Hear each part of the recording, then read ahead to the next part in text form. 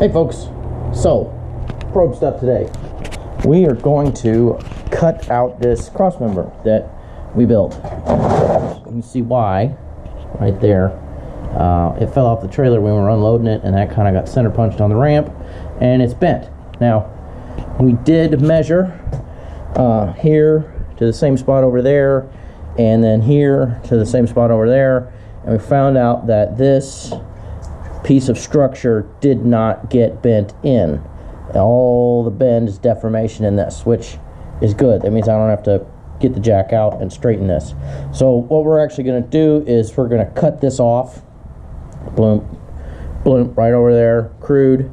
We're going to clean this up. We're going to weld an end plate onto it, and then we're going to measure it, trim it, and we're going to replace that cross member with this piece of DOM roll bar tubing. This is going to be very, very strong, much stronger than that was, and we'll measure it, cut it to length on the trusty bandsaw, and weld it in. And then once the engine is back on, we will be able to fab up that front motor mount, and this will get us something that's much stronger than that was, even though it's probably going to be a little bit heavier. It'll also be strong enough to be a jack point in the front, which this car sits so low when it's down on the ground that it's hard to get a jack under it. And if you want to get both tires off the ground with one jack point, you know, you couldn't do it in the middle, because you saw what happened when you put a load on that in that direction. It didn't hold. This tube will have absolutely no trouble holding the weight of the car. So we're gonna get all this crap out of the way and get to cutting.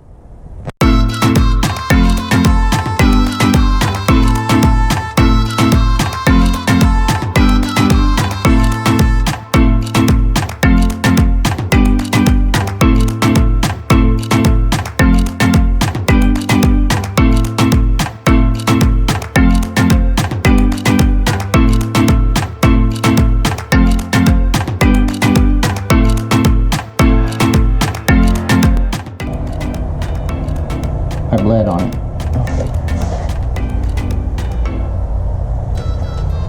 It's always going to be a successful project when you bleed on it. It's very important to bleed on it.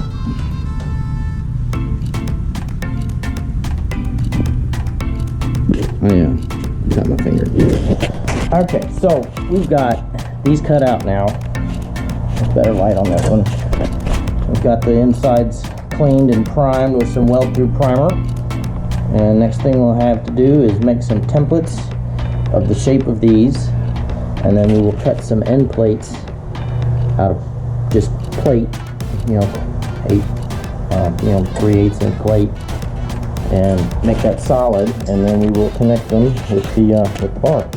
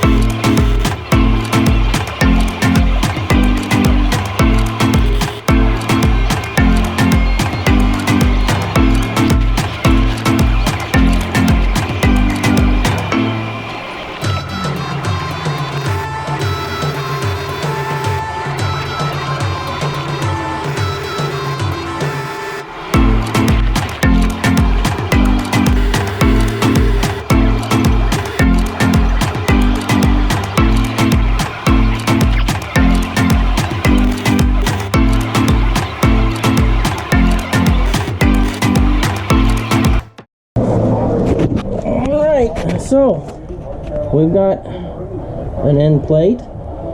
My welds are getting better. Do that around there at the bottom. So that's a nice solid foundation. All we gotta do now is repeat it on this side. Alright, so we've got our new cross member. It is rough tacked in. Checked all the dimensions. You know, this guy is parallel to there. We've got enough drop here that the radiator drops in and sits on that bar. I will obviously make some brackets that are a little bit nicer to kind of square up, but it's all tacked in. We had to drop it a bit because that radiator is really tall. So now let's finish weld this and do a final test fit. Okay, it's all welded up and I've got it sitting on a jack. So yes, there is no deflection in this.